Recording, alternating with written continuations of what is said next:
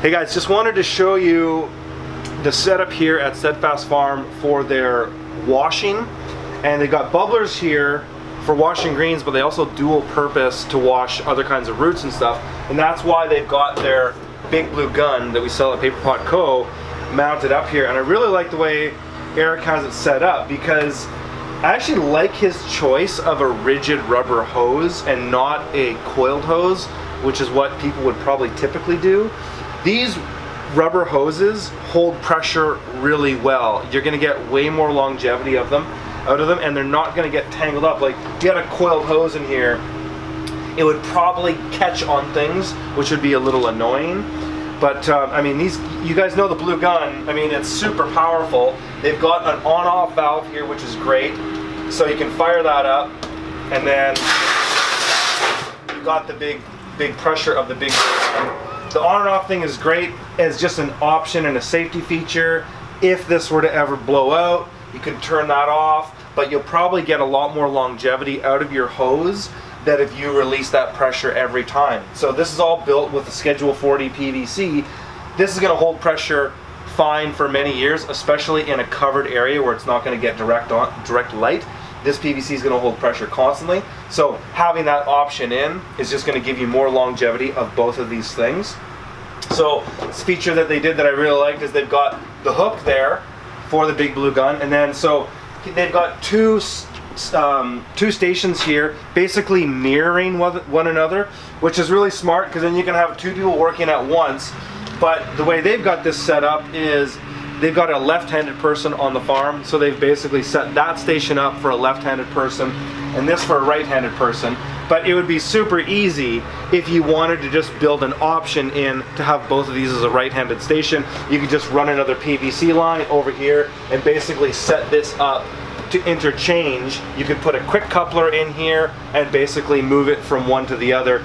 If you had a left-handed person that was maybe part-time, but you had two right-handed people working, you could easily switch it up that way.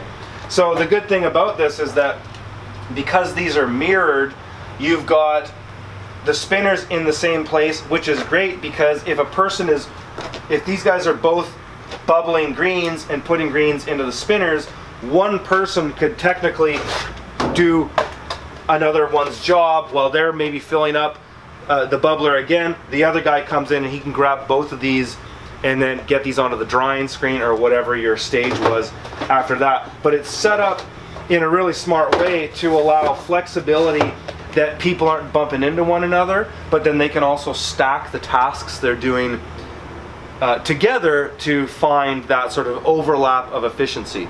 So I thought I'd share that with you guys. I think it's a really smart use of the Big Blue gun setup. The deep tubs too are really good, because this Big Blue gun is so powerful that sometimes if you're using this on a table that's like waist high, it can blast a lot of water all over the place. Also, what's important with this Big Blue gun is when you're using it, you need to have it past a certain point on your waistline. If you're operating this gun too high, it's kind of difficult on your wrist and on the top of your hand. So the way they have this set up is really smart ergonomically, because you can get your hand down low to a comfortable position where you're not going to risk getting carpal tunnel syndrome or some kind of tendonitis. Because when you do wet work like this, your hands are going to get wet and cold, and even here in Arizona, where it's still like a comfortable 70 or so degrees, 70 to 80 degrees in the winter, it still can be cold when you're doing wet work. So it's really important to emphasize on ergonomics when your hands are getting cold. One other thing that I should have mentioned is, so I talked about the hose here on how those coiled ones get tangled up, but really, and Eric kind of pointed this out to me just when we were wrapping up, the other thing that's important to point out is, if the diameter of your hose going to this gun is too thin, you're not going to get the right kind of pressure. So you really do need to have a thick hose to deliver the amount of pressure and water to get the high type of pressure that this gun needs to operate well.